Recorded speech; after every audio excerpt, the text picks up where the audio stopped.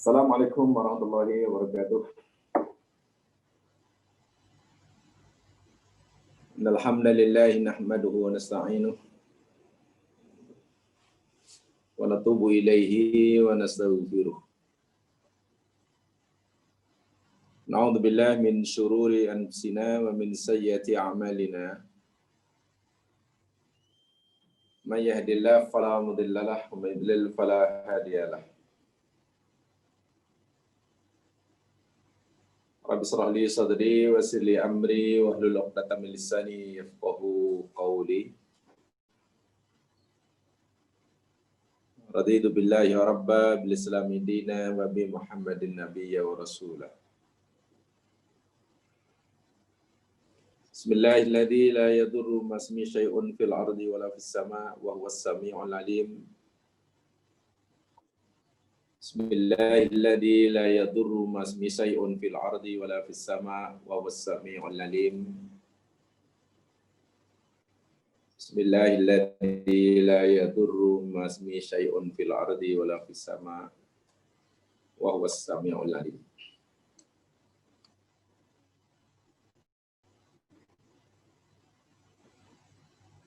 Allahumma faqihna fid din wa 'allimna at-ta'wil.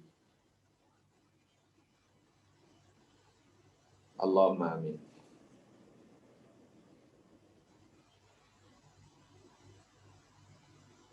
Jamaah yang dirahmati Allah sekalian,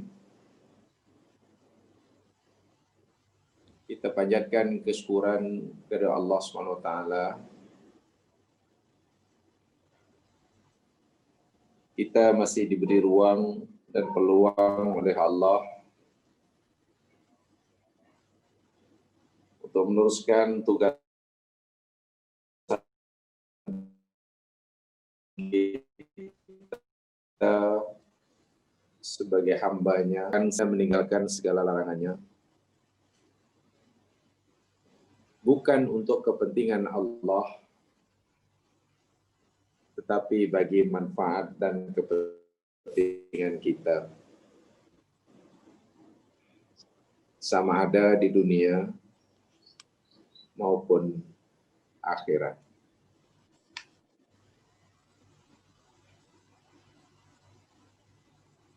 Kita tidak perlu terlalu berpikir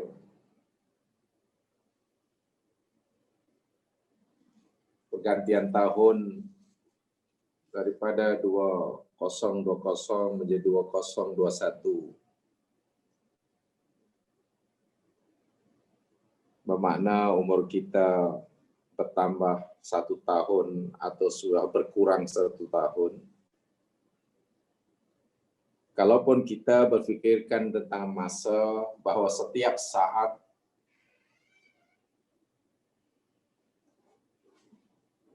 umur bertambah, atau bahkan yang pasti peruntukan umur adalah semakin berkurang. Berkurangnya usia bukan karena pergantian tahun hanya setahun sekali, tapi berkurangnya peruntukan usia yakni setiap saat berlalu. Dan itu menimpa siapa sahaja. Tidak ada sesiapa yang boleh mengelak.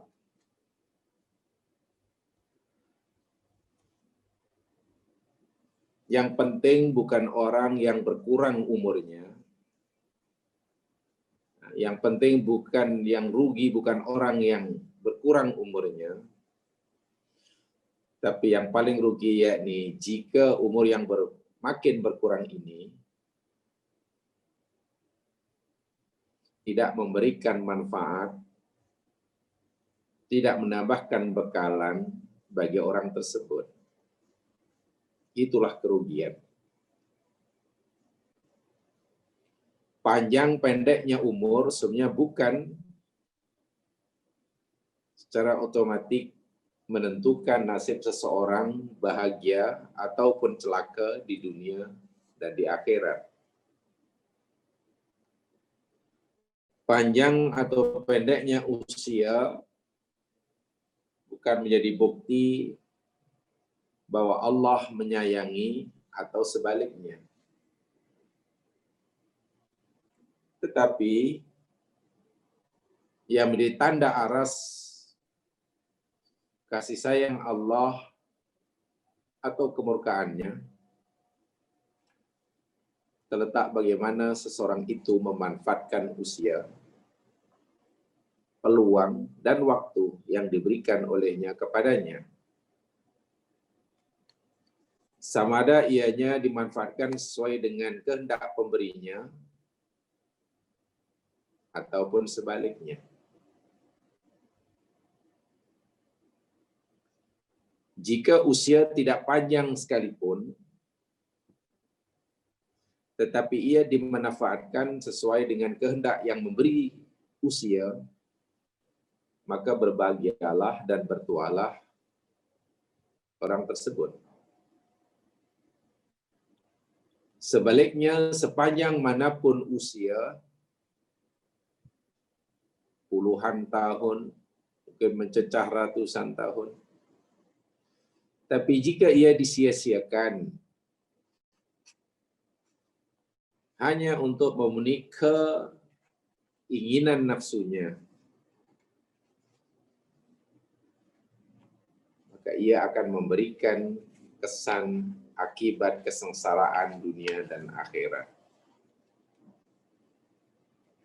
Jika umur dan usia yang pendek sahaja memberikan manfaat dan kebahagiaan yang sebenar bagi mereka yang memanfaatkannya dengan betul, apalagi bila ia diberi usia yang panjang.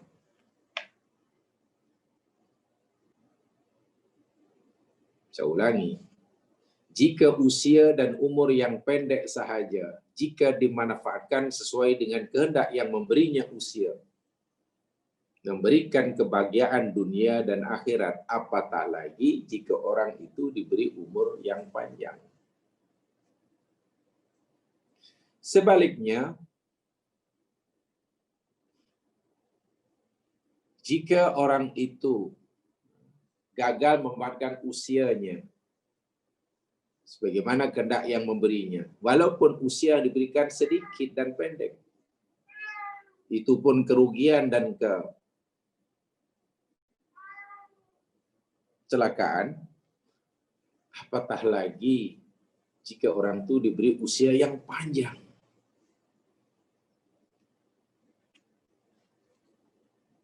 Apa yang saya sampaikan ialah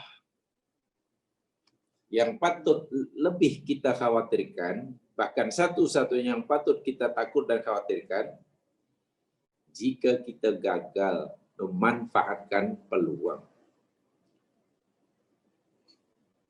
Karena peluang dan kesempatan dimanfaatkan atau tidak, dia tetap berlalu. Lama-lama akan hilang, lama-lama akan terhenti, lama-lama akan habis. Bertuahlah mereka yang sentiasa terus-menerus memanfaatkan peluang, sekecil apapun peluang tersebut, untuk melaksanakan tugas yang Allah amanahkan kepadanya. Mudah-mudahan kita semua diberikan kekuatan untuk menjayakan tugas yang tidak ringan ini, berat tetapi mulia, sepanjang kita masih diberi kesempatan oleh Allah Subhanahu wa taala. Jemaah yang dirahmati Allah sekalian, pagi hari ini lagi sekali tentu kita panjatkan kesyukuran pada Allah Subhanahu wa taala setelah kita cuti ya beberapa hari sahaja, dan saya yakin walaupun cuti jamaah masih tetap menambahkan pengetahuan dengan cara yang sekarang tidaklah susah untuk menambah pengetahuan. Jadi pagi hari ini mari kita teruskan kajian kita berkaitan dengan hakikatul hayat. hakikat kehidupan. Dan ayat-ayat yang kita pelajari pada sidi yang terakhir, jadi muka surat yang ke-20. Coba lihat yang ada notanya, muka surat 20. Seperti mana yang saya katakan,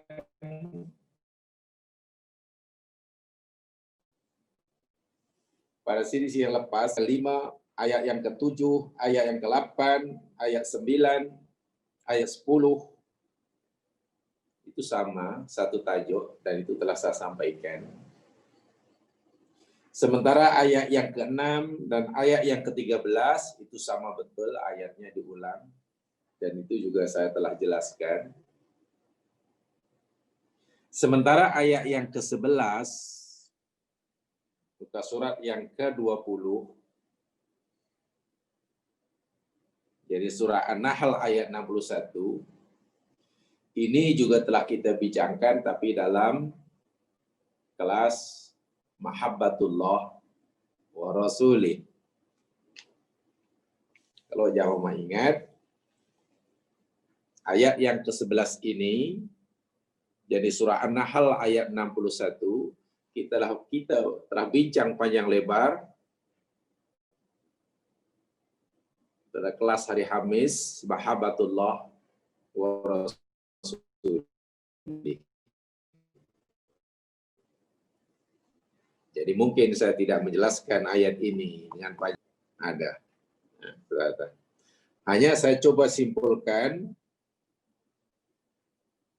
beberapa kesimpulan daripada ayat yang ke-11 ini, ayat yang ke-61, Allah Subhanahu wa taala berfirman, a'udzubillahi minasyaitonir rajim, walau yu'akhidullahu an-nasa bidzulmihim ma taraka 'alaiha min dabbah walakin yu'akhiruhum ila ajalin musamma fa idza jaa ajaluhum la yastakhiruna sa'atan wa la yastaqdimun.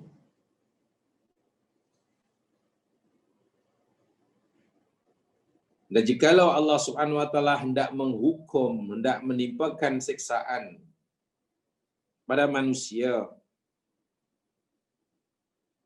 oleh sebab kezaliman mereka, niscaya Allah tidak akan meninggalkannya di muka bumi suatu pun daripada makhluk yang melata. Tapi Allah Subhanahu wa taala menangguhkan mereka, yakni azabnya, hingga tempoh yang ditetapkan.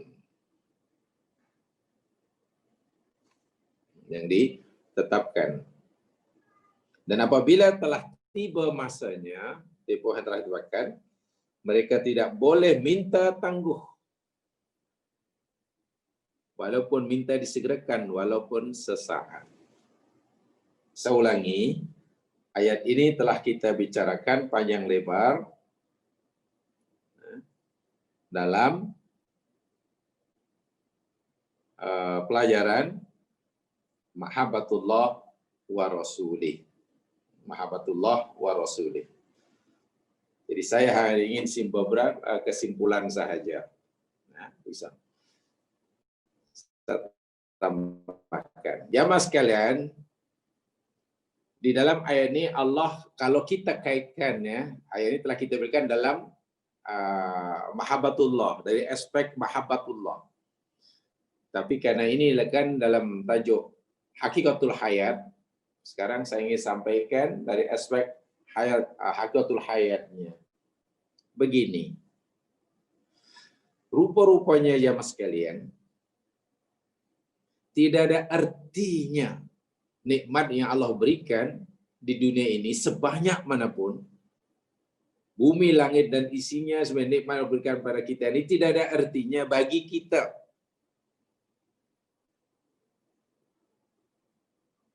jika kita menderhaka pada Allah. Sehingga dalam ayat ini seakan-akan ya, Kalau Allah tak fikir panjang lah untuk membinasakan makhluknya yang zalim. Dah tak pedulilah sesenang mana, semewah mana, setinggi mana, sejauh mana karier yang dicapainya, sebesar mana kekuasaan yang ada di tangannya, semulia apapun dia pada masyarakatnya, jika ia melakukan kezaliman, Allah binasakan. Tak peduli siapa orang itu. Jadi nilai seseorang kepada apa, bukan pada apa yang Allah berikan kepada mereka. Tapi nilai seorang manusia itu yakni terletak pada apa yang dia lakukan buat Allah Subhanahu wa taala. Ini poinnya. Kalau kita lihat dari aspek dari sudut hakikatul hayatnya. So Allah tengok dalam ayat ini. Kalaulah Allah nak binasakan, nak menyiksa manusia dengan sebab kezalimannya, habis. Semua akan ditupaskan. Tak kiralah miskin ke, kaya ke, kuasa ke, tak ada kuasa ke. Orang yang berkuasa, orang yang kaya, orang yang Masya Allah berjaya, mungkin sangat-sangat dihormati oleh masyarakatnya. Sangat-sangat dimuliakan oleh masyarakatnya. Tapi bagi Allah, orang ini jika sekiranya ia zalim, menderhaka pada Allah, tidak ada nilainya sedikit. Sehingga Allah kata, aku boleh hancurkan tanpa pedulikan. Jadi yang boleh melindungi diri seseorang daripada kemurkaan Allah Subhanahu wa taala bukan kedudukannya, bukan kerjayanya, bukan kekuasaannya sama sekali, bukan darah keturunannya, tetapi amalan yang dilakukan kepada Allah. Bersyukurlah jika kita mampu melakukan amalan, bersyukurlah bila kita mampu melaksanakan suruhan. Sungguh pun mungkin apa yang Allah berikan pada kita tidak sebanyak sebagaimana yang Allah berikan pada orang lain. Hendaklah kita syukuri itu. Kita disuruh solat, kemudian kita solat, kita suruh puasa, kita suruh berbuat baik, kita buat. Itu nikmat yang sangat besar dalam kehidupan. Syukuri itu.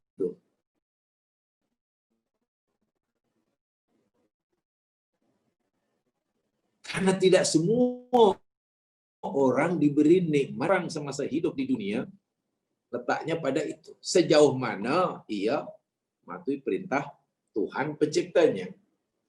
Bukan pada sebanyak mana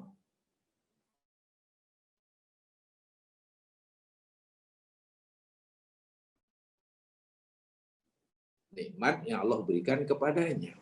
Orang masalah menilai seseorang, nilai seorang kan bukan pada apa yang dia lakukan, ibadah yang dilakukan kepada Allah, tapi apa yang Allah berikan padanya. Kalau dia punya macam-macam, dia memiliki macam-macam, ya punya nama besar lah.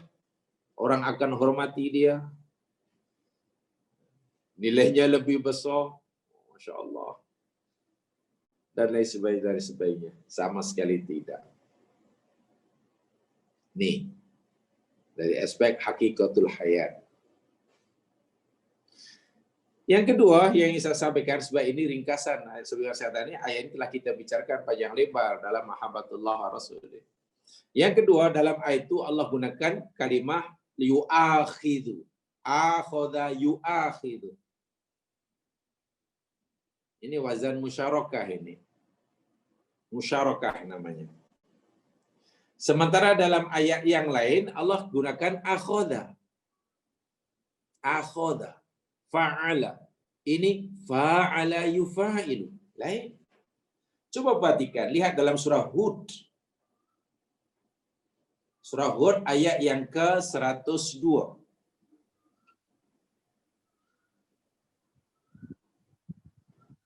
Surah Hud ayat yang ke-102.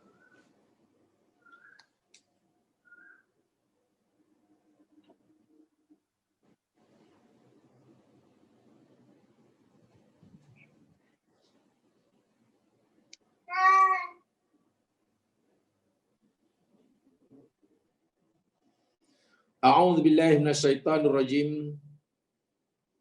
Bismillahirrahmanirrahim.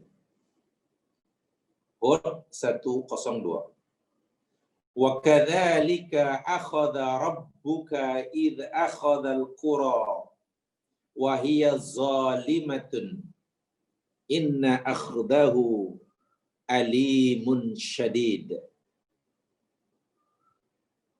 Wa kadzalika, dan demikianlah, begitulah, seperti itulah. Akhadha rabbuka. Tengok di situ gunakan akhadha, wazannya fa'ala. Akhadha fa'ala.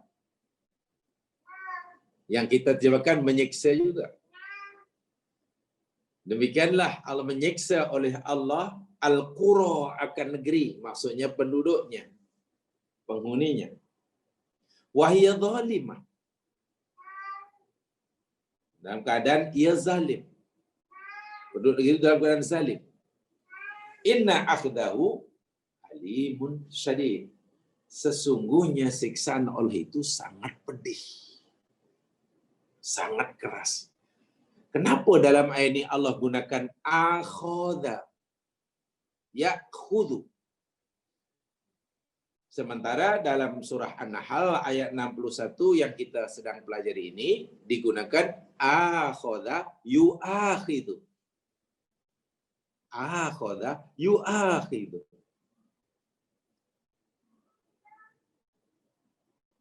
Lain fa'ala yaf'alu. Ini fa'ala yufa'ilu. Ini musyarakat. Terjemahan Melayu sama saja. Jamaah sekalian, yang akhadha dalam surah Hud 102, Allah gunakan akhadha. Ai akhadha li anna akhadhat minhu huquq. Allah mengambil apa yang jadi hak dia. Apa hak Allah? Hak Allah yakni untuk dipatuhi. Itu hak Allah. Allah dah bagi macam-macam kepada hambanya. Kemudahan, kesenangan, keselesaan untuk memberikan kita dia hidup, segala keperluannya telah dicukupi oleh Allah. Itu Allah yang Allah telah bagi mereka, dan Allah punya hak untuk disembah. Sepatutnya bila Allah dah bagi macam-macam nikmat, lalu Allah suruh menyembahnya, ya hamba itu menyembahnya. Karena itu hak Allah. Maka jika hamba itu tidak memberikan apa yang jadi hak Allah, yang dia tidak menyembah, maka Allah ambil hak dia. Allah mengambil haknya. Bagaimana caranya? Dihukumnya orang itu. Ibaratnya Allah sudah bagi dia kasih sayang, bagi macam-macam, tapi tak patut, ya dihukum. Ada hak, Allah punya hak untuk menghukumnya.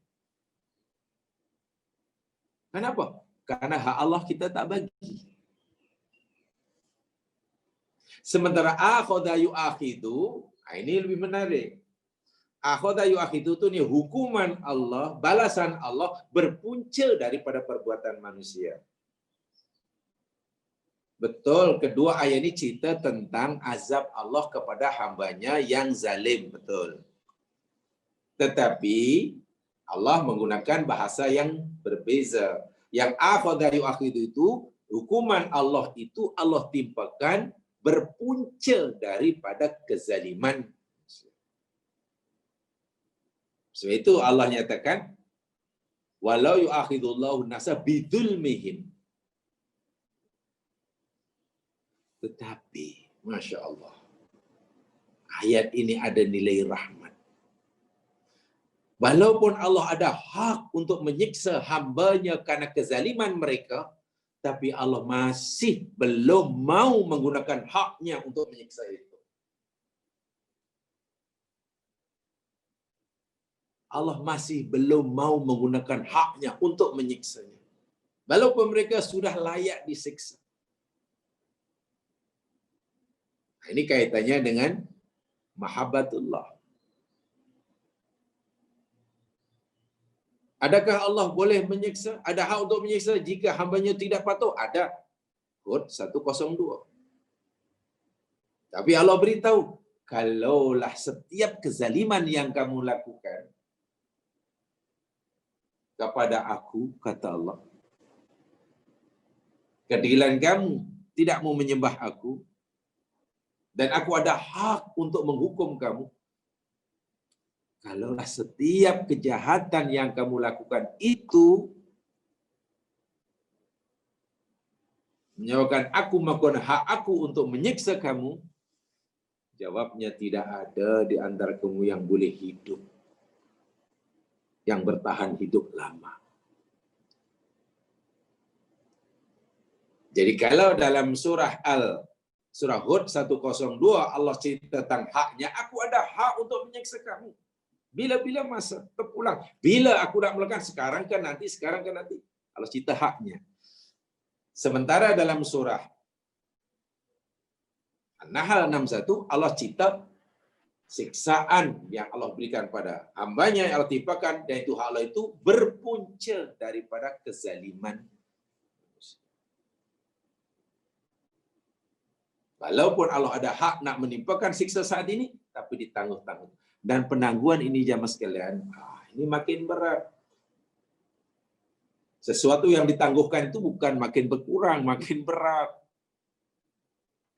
Sebab itu bila tiba masanya, bukan sekadar mereka tidak boleh minta segera atau dipercepat, tapi balasan siksa itu makin berat. Balasan siksa itu makin berat. Baik. Itu tambahan penjelasan tentang ayat ini. Karena seperti mana saya katakan, ini telah kita pelajari dalam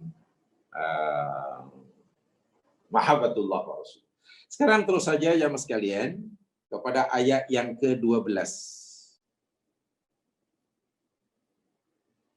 Ayat yang ke-12 muka surat 20. Yang tidak ada buku boleh lihat dalam surah Al-Anfal ayat 48.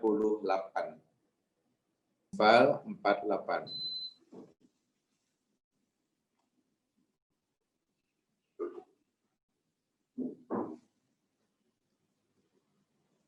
Yang ada buku surah 12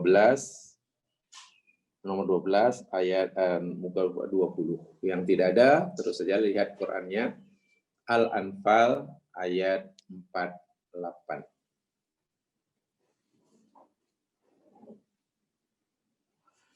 A'udzu billahi minasy syaithanir rajim. Wa idz zayyana lahumusy syaitanu a'malahum wa qala la ghaliba lakumul yawma minan nas wa inni jarul lakum falamma tara'atil fi'atan naqasha ala aqibayhi wa qala inni bari'um minkum inni ara ma la tarawun inni akhafullah wallahu syadidul iqab.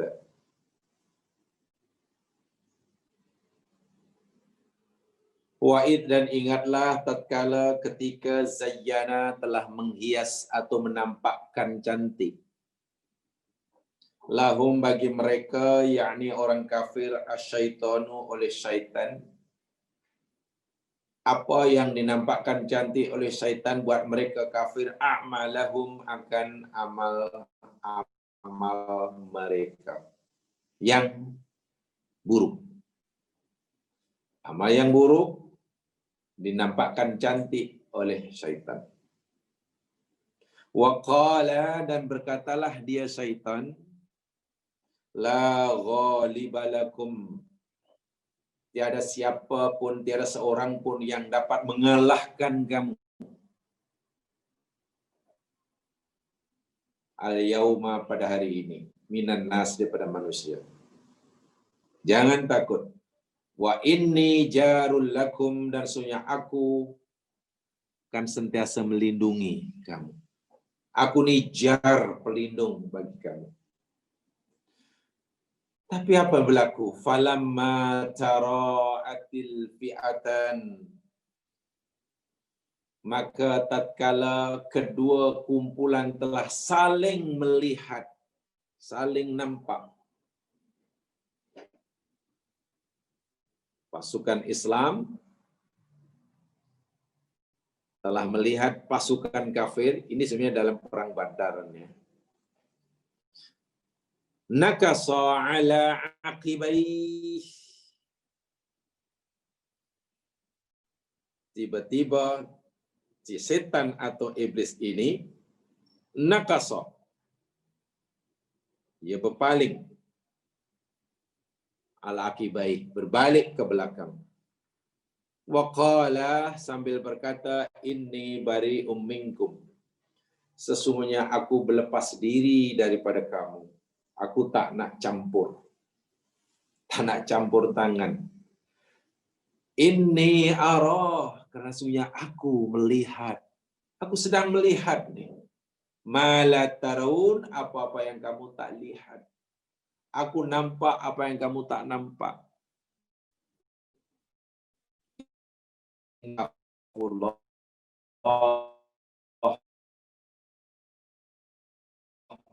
sesungguhnya aku tadidul iqab, dan Allah itu maha keras, maha dahsyat siksanya. Jamaah sekalian, ayat ini seperti mana dikatakan oleh semua ulama tafsir, kaitan dengan peristiwa perang Badar, Ghazwatul Badril Kubra, perang Badar Kubra. Contoh banyak Ibnu Katsir berkata, mengutip pendapat Ibnu Abbas radhiyallahu anhuma, lamma kana yaumu badrin sara iblis birayatihi wa junudihi ma'al musyrikin. Ketika berlaku peperangan Badar, iblis beserta tentera-tenteranya pergi bersama orang-orang musyrik sambil membawa benderanya. Jadi iblis dan tenteranya bergabung dengan tentera kafir yang jumlahnya sudah ramai, tambah lagi iblis dan tenteranya lagilah ramai. Lagi ramai. Wa alqa fi qulubil musyrikin anna ahadan la yaghlibakum.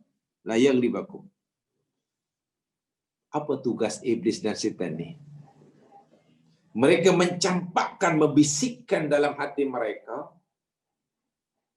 mereka orang musyrik, bahwasanya membisikkan, mencampakkan dan sekaligus meyakinkan bahwasanya tidak ada seorang pun yang dapat mengalahkan mereka hari itu. Ya, bagi semangatlah. Perangi saja, kamu pasti menang. Perangi saja, kamu pasti menang. Wa inni jarulakum, dan iblis berjanji. Buat aku janji. Inni jarulakum. Aku ni ada di sebelah kamu. Aku ni akan terus melindungi kamu. Jar rajul itu maknanya melindungi. Jadi jiran lah, misalnya berjiran. Melindungi kamu. Tapi falamma taqaw, tatkala mereka kedua kumpulan sudah bertembung, pasukan Islam sudah bertembung, sudah nampak pasukan kafir sudah melihat tentara Islam. Nadhara syaitan, iblis dan setan melihat ila imdadil malaikah. Tiba-tiba Allah menurunkan bantuan kepada orang mukmin dengan sejumlah malaikat. 3.000 malaikat. 3.000 malaikat. Melihat itu, iblis pun apalagi undur ke belakang, lari ke belakang. Sambil dia kata, aku lari, aku tak nak campur, aku tak nak terus bantu kamu, karena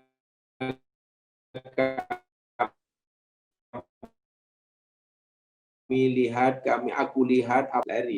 Itu yang dikatakan oleh Ibnu Abbas, dikutip oleh Ibnu Katsir, dan hampir semua tafsir berkomentar seperti itu. Baik, itu kaitan dengan tafsir. Tapi mari kita lihat apa pengajarannya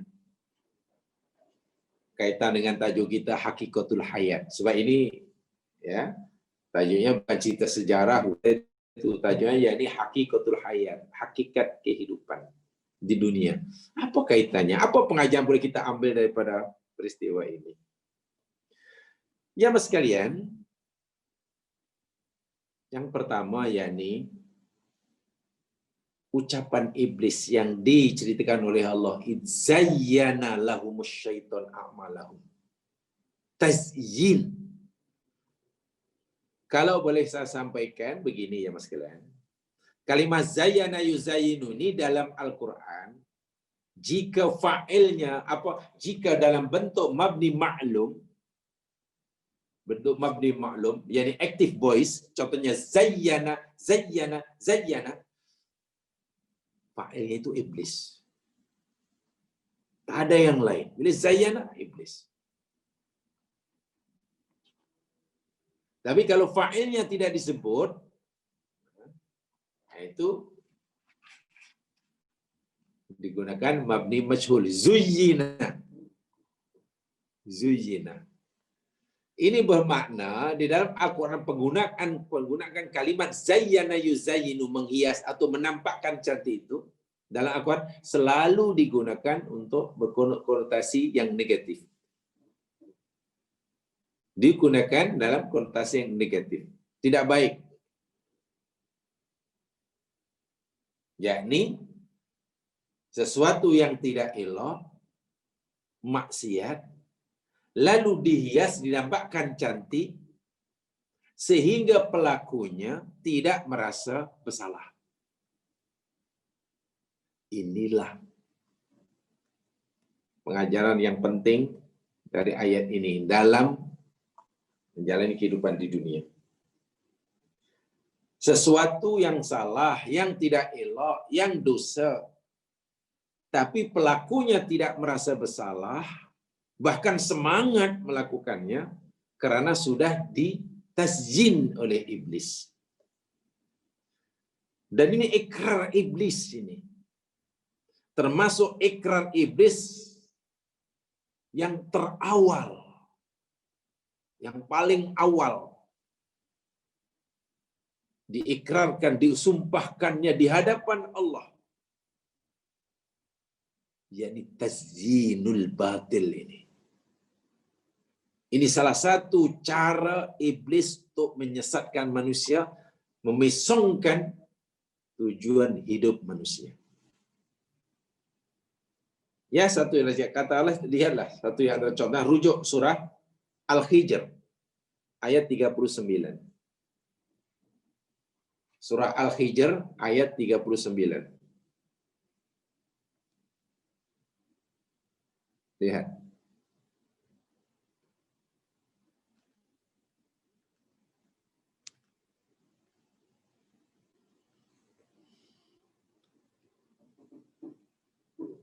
Sudah ya? Al-Hijr 39. A'udzu billahi minasy syaithanir rajim. Qala rabbi bima aghwaytani la uzayyinanna lahum fil ardh wa la ughwiyannahum ajma'in. Qala, berkata iblis, Rabbi, wahai Tuhanku, bima aghwaytani, dengan sebab engkau sesatkan aku, atau dengan sebab penyesatan engkau terhadap aku. La uzayyinanna lahum, sungguh pasti aku akan menghias atau menampakkan cantik lahum, bagi mereka, yakni amal buruk mereka, fil ardi, di bumi. Bila kami sudah berjaya tazyin, barulah wala uwiyannahum ajma'in, sungguh pasti kami akan sesatkan mereka semuanya. Jadi ihwa, sebelum iblis ihwa, menyesatkan manusia, memisongkan tujuan dan matlamat hidup di dunia, bagaimana cara iblis? Tazyin. Ingat, tazyin adalah salah satu daripada turukul ihwa, cara yang diguna oleh iblis untuk menyesatkan manusia. Tazyin alladhi ya'budu ilaihi syaitan liwalisan naw'ani. Ada dua sebetulnya. Tazyin yang dilakukan oleh iblis untuk menyesatkan manusia sebenarnya ada dua. Satu, tazyinul qabih, menghias sesuatu yang buruk supaya nampak baik. Yang kedua, tahbikul hasan, jadi baik. Takbihul hasan, jadi terbalik ya. Tazyin yang dilakukan oleh iblis untuk menyesatkan manusia dalam hidup ini ada dua macam. Satu namanya tazyinul qabih, menghias yang buruk supaya nampak baik, sehingga pelakunya tidak merasa bersalah bila melakukannya. Yang kedua, takbihul hasan.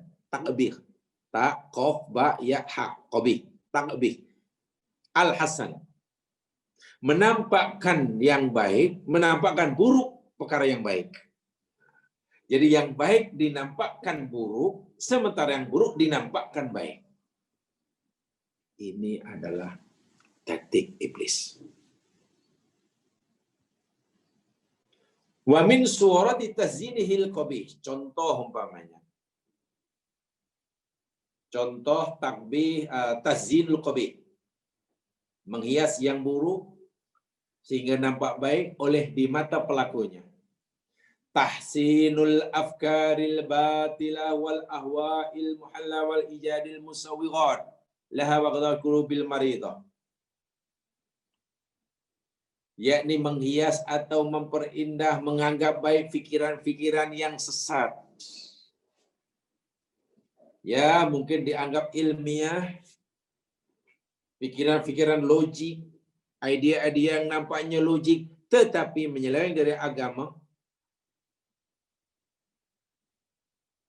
sehingga menarik orang masuk pada hati orang-orang yang sakit. Tazyinul istighatsah bil amwat, menghias perbuatan orang minta pertolongan kepada orang yang dah meninggal. Orang yang mati kan tidak boleh kita minta pertolongan. Cemana mereka sedih pun belum tentu dapat menolong dirinya di alam barzakh. Kita pula minta pertolongan. Apa orang itu merasa bersalah? Orang yang melakukan merasa bersalah? Tentu tidak. Macam mana orang buat salah tidak merasa bersalah? Minta pertolongan kepada orang yang sudah mati itu perbuatan salah. Jika ia perbuatan salah, macam mana ada orang melakukannya? Ya, dia melakukan karena ia tidak merasa bersalah. Dia merasa benar. Macam mana perbuatan yang salah dilakukan, ia melakukan mengarsa ia benar? Karena adanya tazyin. Tazyin. Wa du'aihim wa dahwilahu, dan macam-macam perbuatan syirik dan berbagai jenisnya. Wa taswadalika tazinul ta'abbudi bima lam ya'dam bihillah.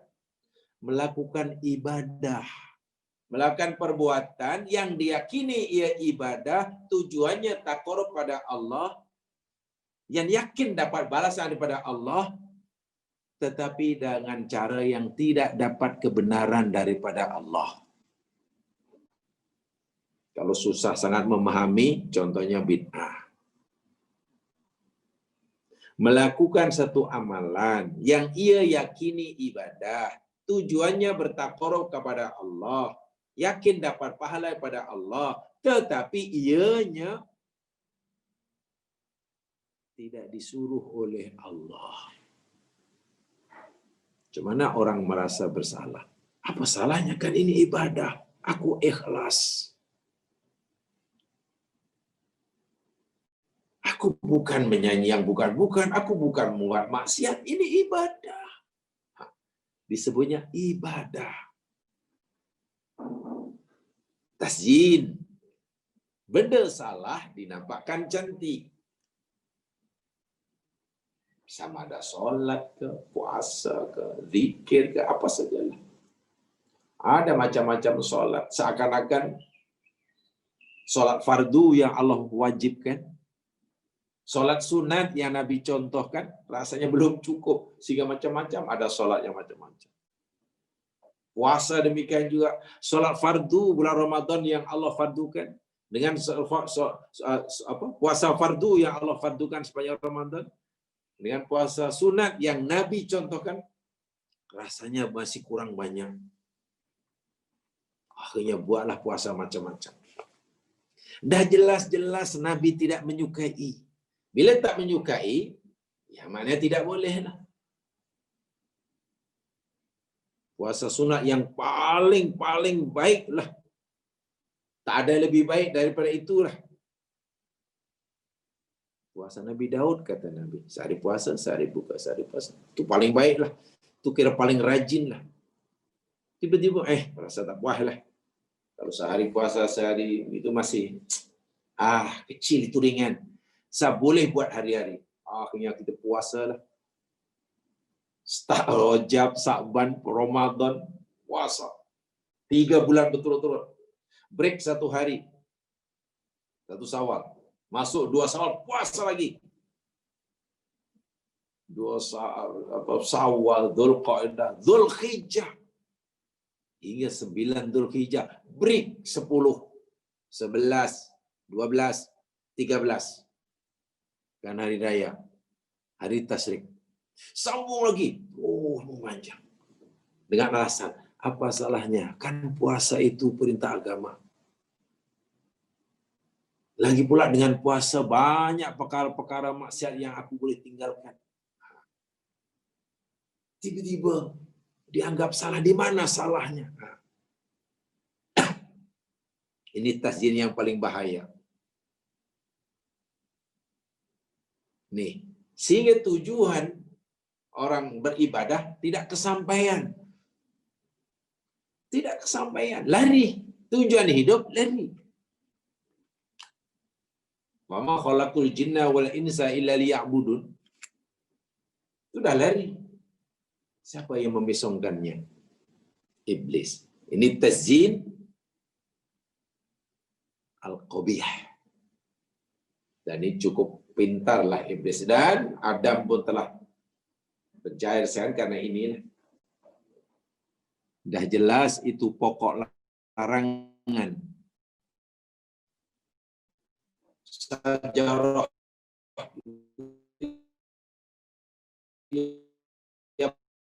pokok Adam sudah tidak ada ciptaan Allah yang kekal. Yang kekal hanya Allah.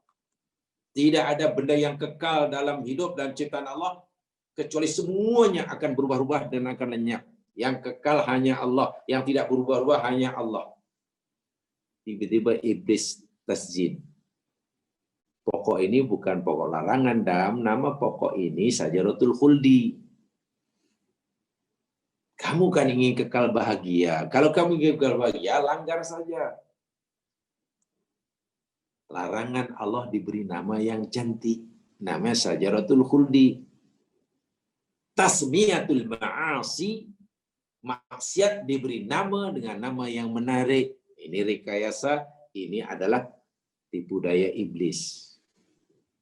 Sementara tasmiyatut ta'ah biasmail munfirah. Benda yang baik diberi nama dengan benda yang tidak baik, yang menakutkan. Itu pun tazin. Tapi yang kedua, takbihul hasan. Yang baik diberi nama tidak baik sehingga orang lari. Yang tak baik diberi nama yang baik sehingga orang tertarik.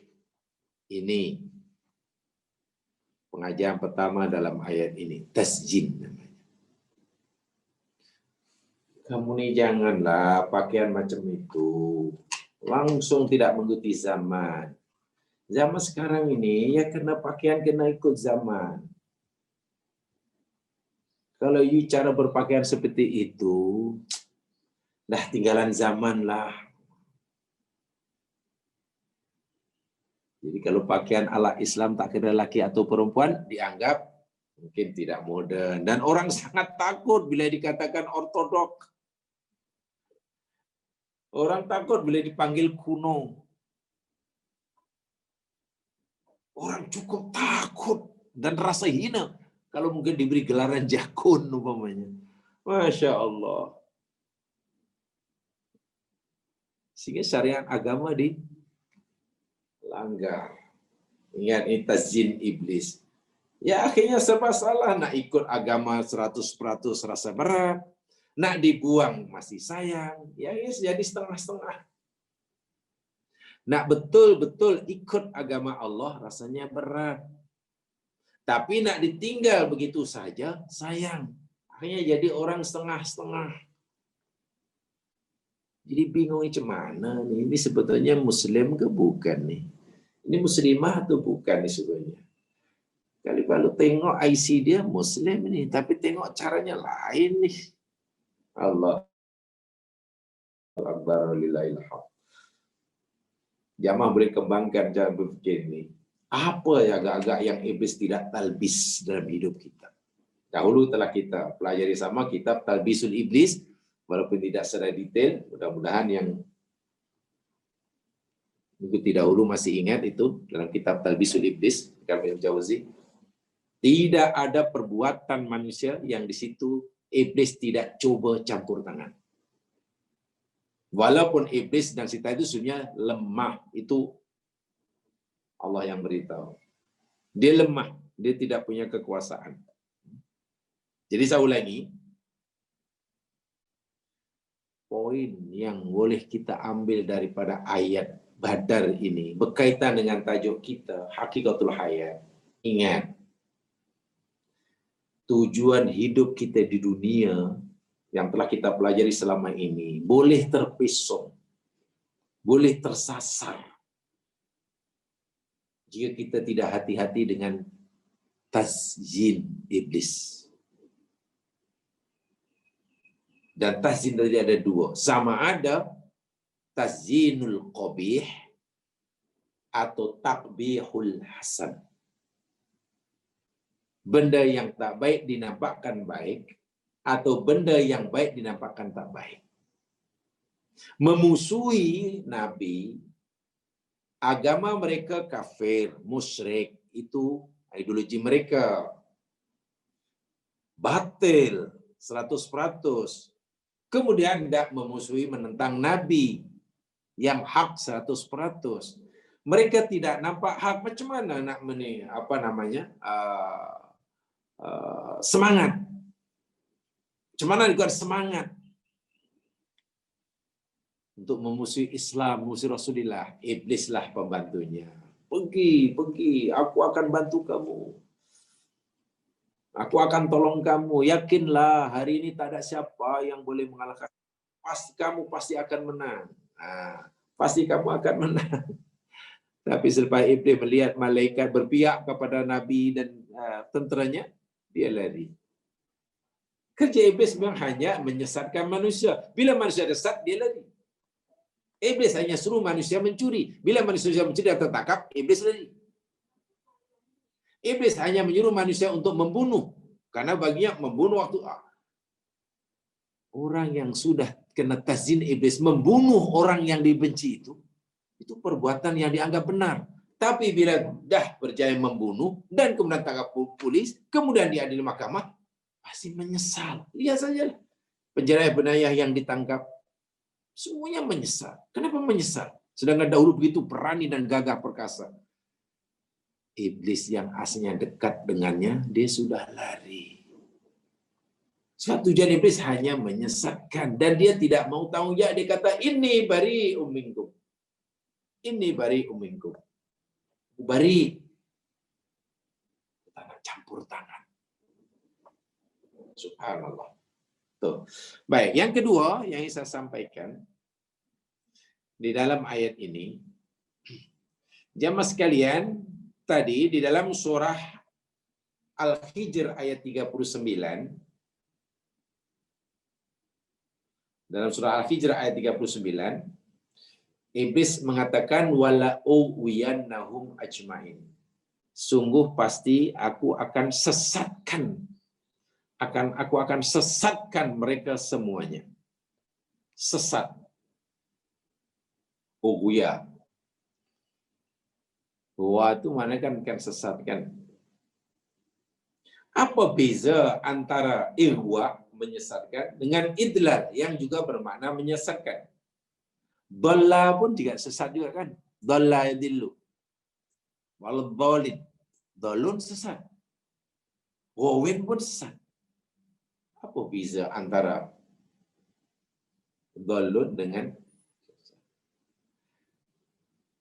Jamaah sekalian, sebenarnya ada perbezaan antara ihwa yang juga bermakna menyesatkan dengan idlal yang juga bermakna menyesatkan. Bezanya begini. Ad-dhala syai'un wal ihwa'u syai'un. Ad-dhala yata'allaqu bi fasadil fikri wal i'tiqad. Wal ihwa' yata'allaqu bi fasadil amal was suluk. Dhalal yang ada kesesatan itu berkaitan dengan rusaknya pemikiran dan akidah. Saya ulangi. Dhalal itu dikaitkan dengan rusaknya pikiran, keyakinan dan akidah. Bila orang pikirannya rusak, cara berfikirnya rusak, cara pandang masalah rusak, akidahnya rusak, itu namanya dhalal. Itu dhalal. Dan itu juga kerja iblis. Itu iblis telah bersumpah itu. Allah Subhanahu wa taala memberitahu kita dalam Al-Qur'an contohnya la udal, lihat firman Allah Subhanahu wa taala.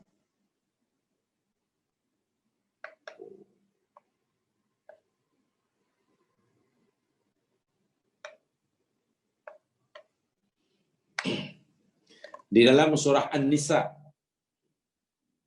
ayat yang ke-119.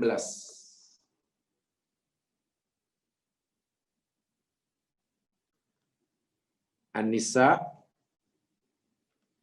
119.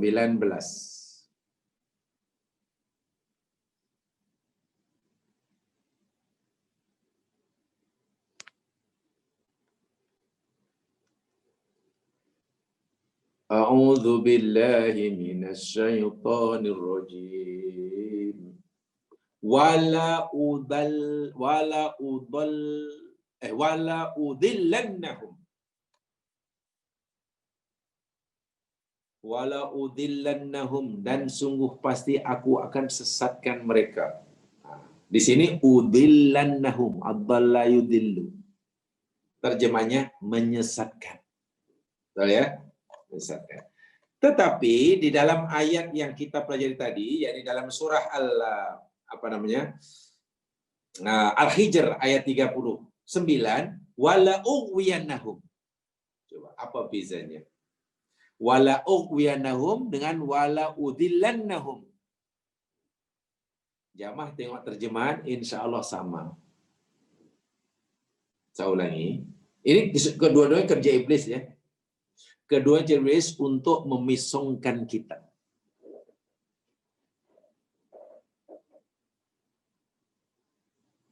Orang kafir memang sudah terpisong, dipisongkan lagi.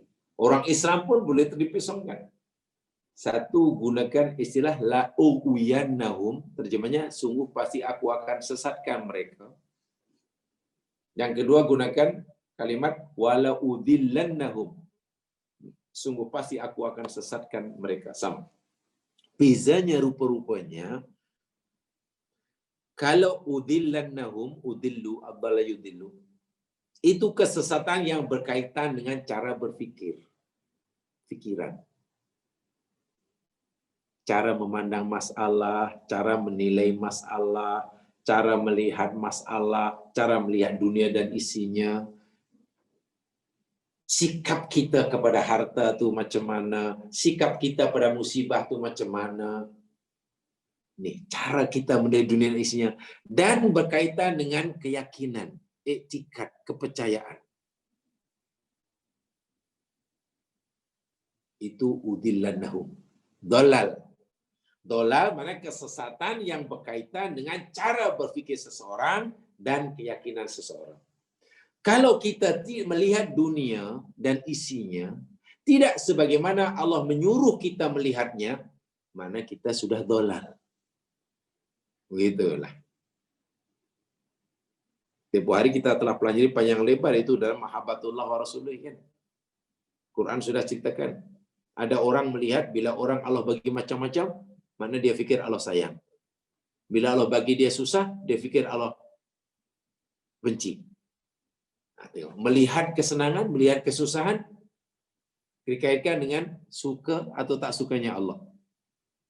Bila dia senang, mana yang Allah suka. Bila susah, mana ada usaha, mana Allah benci. Cara berfikir itu adalah cara yang sesat. Sebab murka dan suka Allah tidak terletak pada apa yang Allah berikan pada hamba itu. Tapi murka dan sayang Allah bergantung pada apa yang dilakukan oleh hamba itu kepada Allah SWT. Nah, ini sesat. Dolal. Kesesatan akidah.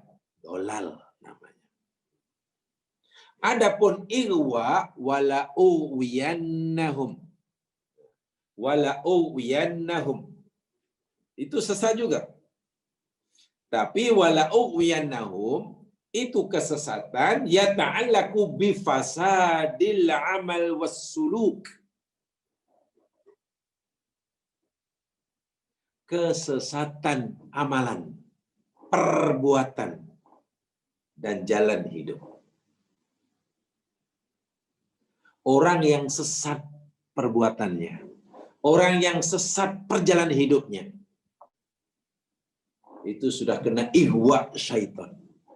Ghawin.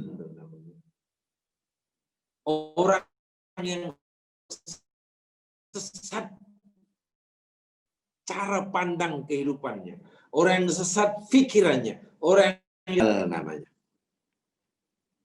Bermakna orang akan sesat perbuatannya itu berpunca dari sesat cara berfikirnya. Sebab itu dinyatakan di dalam ayat tadi Al-Hijr ayat yang ke-39 itu Allah Iblis menyatakan, ya Allah, aku akan tasjin dahulu. Aku akan hias perbuatan mereka yang jahat itu jadi baik. Aku akan nampakkan keburukan kepada manusia. Aku akan nampakkan keburukan menjadi cantik di mata manusia. Bila mereka sudah melihat benda yang buruk itu elok, dosa itu, maksiat itu taat, barulah aku sesatkan. Dia akan buat. Mula-mula disebutkan cara memandangnya. Bila orang sudah pandang maksiat itu sebagai ketaatan, kan dia nanti akan melakukan maksiat. Nah, bila dah melakukan maksiat, itu sesat amalnya. Itulah taktik iblis. Tazin baru ihwa. Jadi ayat itu luar biasa. Itu ayat 39 surah Hijr itu. Katakanlah kita tukar. Walaupun makna Melayunya mungkin tetap sama. Katalah ayatnya berbunyi qala rabbi bima awaitani la uzayyinanna lahum fil ard wa la udhillannahum ajmain. Lari yang sekalian. Walau yanahum katalah itu jadi wala udhillannahum, walaupun mungkin terjemahannya sama.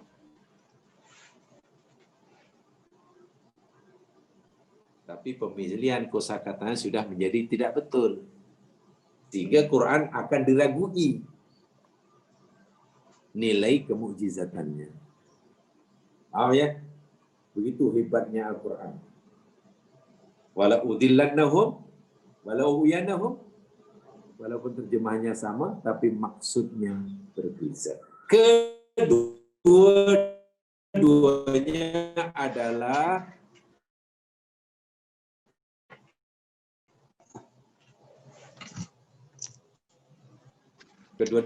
tipu daya iblis.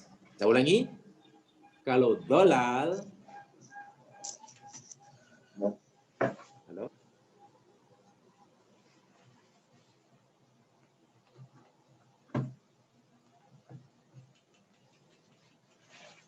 kalau dolal kesesatan, halo, dengar gak?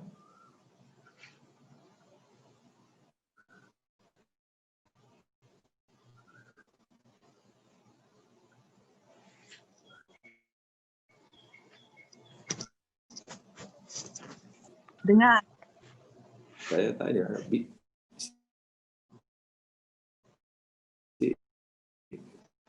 nampak bising ya saya. Oke. Ya mungkin tutup saja.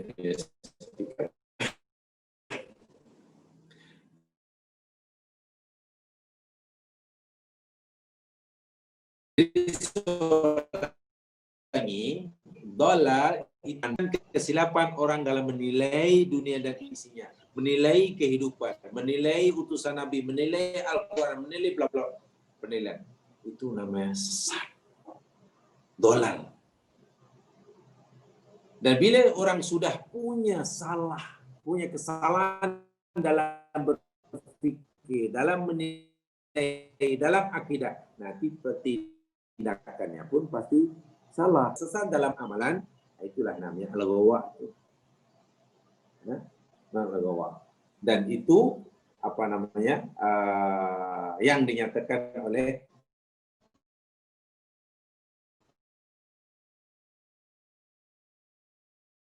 Allah Subhanahu wa Ta'ala. Al-Quran, coba lihat surah An-Najmi.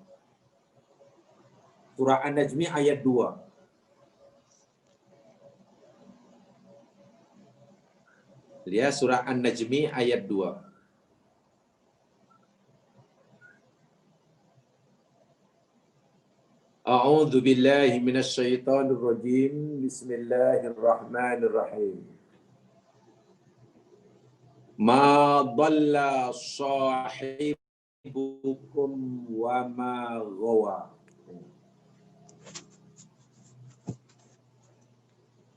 Itu tengok terjemahan itu ma dhalla sahibukum, ma tidak, dhalla sesat. Sahibukum sahabat kamu. Maknanya Nabi Muhammad lah. Allah beritahu pada orang-orang kafir, wahai orang kafir orang Makkah, sahabat kamu yang bernama Muhammad itu tidaklah dhalla. Wa ma ghawa, dia juga tidak ghawa. Terjemahan Melayu dhalla dan ghawa itu sama, yakni sesat. Tapi kalau kita artikan ke dunia sesat, kan bingung nanti kita. Dan tidaklah dia itu, dan tidaklah saudara kami itu sesat, dan dia tidak sesat. Maknanya Nabi Muhammad yang dituduh gila oleh orang Quraisy, yang dituduh majnun, dituduh pembohong, Allah kata, oh tidak. Muhammad yang aku lantik jadi utusan aku, itu bukan orang lain, itu sahabat kamu juga. Artinya kamu mengenali Muhammad daripada kecil hingga dewasa. Sahib. Dia tidak dhalla. Apa yang difikirkan, apa yang diyakini, pandangan hidupnya, penilaian terhadap hidupnya, pesan tentang kehidupan, semuanya betul belaka. Tidak ada dhalla. Karena pemikirannya betul, keyakinannya betul, cara punya betul, akidahnya betul, tindakannya, perbuatannya pun betul. Ma dhalla wa ma ghawa. Ini jelaskan memberikan pengajaran kepada kita betapa pentingnya berpikir betul. Betapa pentingnya berpikir betul, berpandangan betul. Punya penilaian betul terhadap masalah. Khasnya terhadap dunia dan isinya. Iblis tidak mau manusia ini, anak Adam ini punya penilaian yang betul terhadap Allah Subhanahu wa taala, terhadap perintahnya. Bila Allah larang Adam jangan dekati pokok ini. Adam mestinya yakin, seyakin-yakinnya bahwa larangan Allah itu bukan untuk kepentingan Allah, tapi untuk kepentingan dirinya. Bagaimana mungkin Allah akan menyengsarakan Adam, sedangkan Adam dimuliakan di surga, disuruh menikmati segala-galanya, mulia makamnya. Dia hanya ada satu saja larangan. Pasti larangan ini pun tujuannya untuk kepentingan dan kebaikan Adam. Kena dilihat seperti itu, tapi iblis tidak. Iblis pandai. Larangan yang sebetulnya itu untuk memastikan Adam tetap mulia, dihias oleh iblis. Ditazyin oleh iblis. Sehingga Adam pun terpesona. Adam tidak lagi melihat larangan Allah itu mesti ditinggalkan. Tapi pengaruh. Larangan Allah akhirnya dilanggar. Bila orang tergamak melanggar larangan Allah, itu makna dalam pikirannya sudah berubah. Daripada awalnya larangan berpikir larangan Allah mesti ditinggal, akhirnya ya tak perlu ditinggal lah, namanya boleh dibuat lah. Kan akhirnya berubah karena cara melihatnya sudah berubah. Larangan Allah yang sepatutnya dilihat sebagai perbuatan yang keji, yang bodoh, yang kotor, yang mesti dijauhi, sudah berubah. Ini tidak perlu dijauhi. Ini boleh dibuat. Letaknya di sini. Silap aja penilaian terhadap perintah dan larangan Allah. Silap saja menilai tentang apa yang Allah berikan. Silap qada Allah, qada dan qadar Allah. Dolunlah dia. Dan bila sudah dolun, ya nanti akan terjadi kedua. Tindakannya pun akan ini bahayanya. Jadi saya ulangi, ayat ini penekannya dalam masalah tazyin ini. Saya tidak cerita tentang badarnya sebab saya katakan tajuk kita bukan satu sejarah. Tajuk kita haqiqatul hayat. Jadi itu kerja iblis. Sebab itulah penting kita menggunakan akal berpikir jernih dipandu oleh Al-Quran. Orang-orang yang sesat di akhirat nanti, orang sesat di dunia dan di akhirat masuk neraka, itu karena cara melihat, cara sudut pandangnya ada salah. Kita sepakat jemaah sekalian bahwa fahaman Qadariyah sesat. Fahaman Jabariyah sesat. Mereka dolun. Sebab itu tindakan mereka pun jadi sesat. Perbuatan orang jadi salah, jalan hidupnya menjadi tidak terarah karena cara berpikirnya salah. Apa puncanya? Satu saja. Tazyin. Zayyana jenis tazyin. Itu puncanya. Tuh, pengajaran bagi saya yang penting dari ayat ini. Dan bila manusia sudah dolun, pikirannya, udah sesat ternyatanya, iblis lari, iblis tak nak tanggung jawab. Ini nampaknya memang patut orang ini nih, banyak saja ini, memang menghadap. Sekali dah ini akhirnya menyesal. Jangankan orang mukmin yang hatinya masih halus, jamaah sekalian. Orang kafir yang hatinya mati di dunia, nanti bila masuk alam barzakh menyesal. Sampai sana menyesal tak sudah. Walhasil semasa hidup, hatinya kerah macam batu. Itu penting sekali. Anugerah yang Allah berikan pada kita berupa akal pikiran, hati nurani. Itu kalau tidak difungsikan dengan betul. Dan bagaimana kita yang betul? Dengan bimbingan wahyu.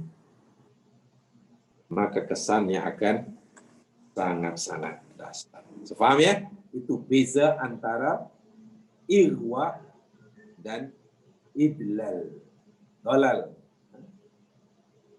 Yaitu lain. Dolal itu lawannya huda. Dolal lawannya huda. Petunjuk. Ya. Sementara ghayyun atau riwayah itu lawannya rusydun. Dalam Al-Quran lain. Dolun itu lawan huda. Sementara ghayyun riwayah lawannya rusydun.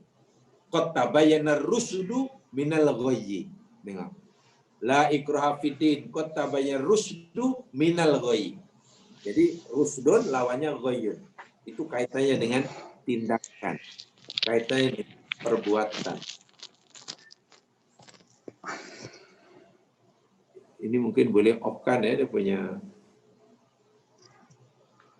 speaker. Mungkin ada yang tidak off-kan. Baik, jadi kesimpulannya faka'anna tasjin yata'allaku bil janibil fikri. Jadi tasjin itu kaitannya dengan nih al-fikr. Zayyana linasi afkaros sau. Iblis akan menghias pikiran manusia. Sehingga tidak lagi jernih dalam memandang masalah. Tidak lagi tepat menilai masalah. Ini bahaya. Dan itu perlu kita latih. Punya fahaman yang salah. Punya pemikiran yang salah. Punya termasuklah suudzon itu kan. Orang itu baik. Tapi kita bersangka buruk macam mana. Orang itu sangat baik, tapi kita tidak menyukainya. Perbuatan itu salah, tapi kita menyukainya. Coba macam mana. Kita beria-ia sangat menjatuhkan nama orang itu. Kita umpat dia, kita maki dia. Yang mempunyai diri langsung tidak menyadari sama sekali. Bukankah itu karena ada di sini letaknya? Ingat, tasjin itu sangat besar. Ay anna wiswasatas syaitan lil kufari kan fi surat al-Rahim kuwatim wa anna ahadan la yaglibum fi qatlihim. Nah, itu kaitannya dengan sejarah itu. Adapun tasjin iblis dalam kisah Badar, yakni iblis coba meyakinkan orang-orang kafir bahwa kekuatan mereka saat itu yang kekuatan yang sangat dahsyat yang tidak ada sesiapa pun yang boleh mengalahkannya. Tidak ada siapa yang boleh, karena apalagi mereka berjanji. Belum pun berlaku peperangan, barulah Jibril, malaikat turun berada di pihak tentara Islam, setan, iblis dan setan sudah melarikan diri dan mengatakan kami tidak mau campur tangan. La quwwata la qudrata lana. Kami tidak ada kekuatan, kami tidak ada keupayaan untuk menghadapi mereka. Menarik untuk kita pahami. Tempat di mana ada malaikat, iblis dan setan pasti lari. Itu pengajaran dia. Tempat di mana di situ ramai malaikat, iblis lari. Jadi kalau kita di mana iblis dan setan ini banyak, oh setan dan iblis ini banyak tinggal di tempat di situ tidak ada malaikat. Ya sudah. Nur rupanya dapat menghalau nar.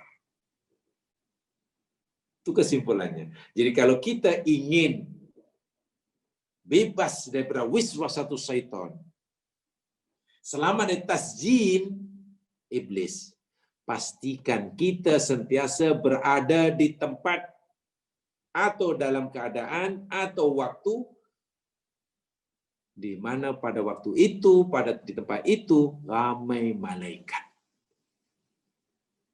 Apa itu?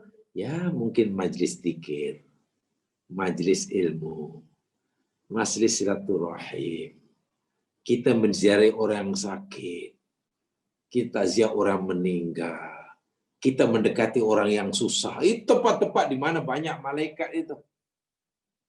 Ya, hatta dalam hadis yang telah kita pelajari tempoh hari, bila kita menziarahi orang sedang sakit, yang sedang kelaparan kita bantu, Allah ada di situ. Allah ada di situ. Kita bukan hanya berada di tempat yang ada malaikat, bahkan dekat dengan Allah. Ya setan tidak ada di tempat-tempat macam itu. Dari segi masa, Allah beritahu Nabi beritahu pada kita, setiap malam sepertiga malam yang terakhir Allah turun ke langit dunia. Malaikat ramai diutus oleh Allah turun. Lebih-lebih lagi Lailatul Qadar. Itu masa di mana ramai malaikat berada di kanan kiri kita. Tapi kalau kita tak memanfaatkan pula itu, ya iblislah yang ada di situ. Sebab kedua makhluk ini tidak boleh berada di tempat yang sama pada waktu yang sama. Tempat di mana ramai malaikat, iblis dan setan pasti lari. Itu pengajaran yang kedua. Jadi untuk menjauhkan kita daripada jin dan gangguan iblis, pastikan tempat itu ramai malaikat. Sehingga Nabi pun beritahu kita, zayyinu manazilakum bis-sholati wa qiraatil Qur'an. Sinarilah rumah tempat tinggal kamu itu dengan memperbanyak sholat sunat di dalamnya dan baca Al-Quran. Baca hadis-hadis Nabi, apa agak-agak amalan-amalan yang malaikat suka mendengarnya, suka melihatnya. Baca hadis-hadis Nabi di mana malaikat ni suka tinggal, suka berkunjung. Nah, bila kita amalkan itu, ya iblis pasti larilah. Pasti lari. Ya, kita tak kata tempat itu kemudian ramai malaikat. Ini maksud saya, dalam keadaan di mana malaikat dekat dengan kita, iblis jauh daripada kita. Kan ini makhluk yang tidak perlukan tempat macam kita, kan? Artinya pengaruh malaikat sangat kuat kepada kita bila mereka dekat dengan kita. Dan saat itu pengaruh setan akan makin lemah.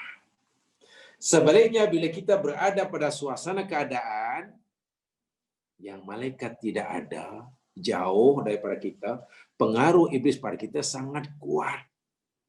Dan iblis bukan mempengaruhi perbuatan kita, iblis mempengaruhi ini dahulu. Cara berfikir kita dahulu. Cara berfikir. Jamaah pernah tak kita mendengar orang cakap, atau mungkin kita sendiri pernah bercakap? Selalu kita kata begini ya. Semua kita, ini termasuk tasjin iblis yang kita tak sedar. Bila hujan ya kita Allah hujan, bila mana-mana kena hujan kita tak bolehlah jemur baju umpamanya. Tak boleh. Allah, maknanya ini banjir tak bolehlah kita makan. Kita berfikir semua orang dahulu jamaah sekalian, makan minum ini daripada orang dulu hingga sekarang Allah yang jamin. Kenapa kita merasa tak mampu makan hanya karena hujan lebat, karena banjir besar? Kenapa orang hanya merasa, oh mungkin yang Pak Tani, alhamdulillah hujan, mana kita boleh tanam padi, mana kita akan makan.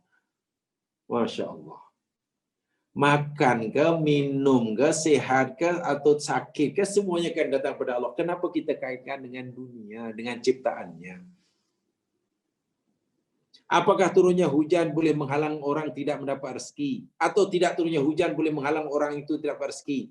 Atau dengan bahasa lebih ekstrim, adakah kerana turun hujan yang lebat atau panas, kemarau yang panjang, menghalang Allah, menghalangi kuasa Allah untuk memberikan rezeki pada hambanya?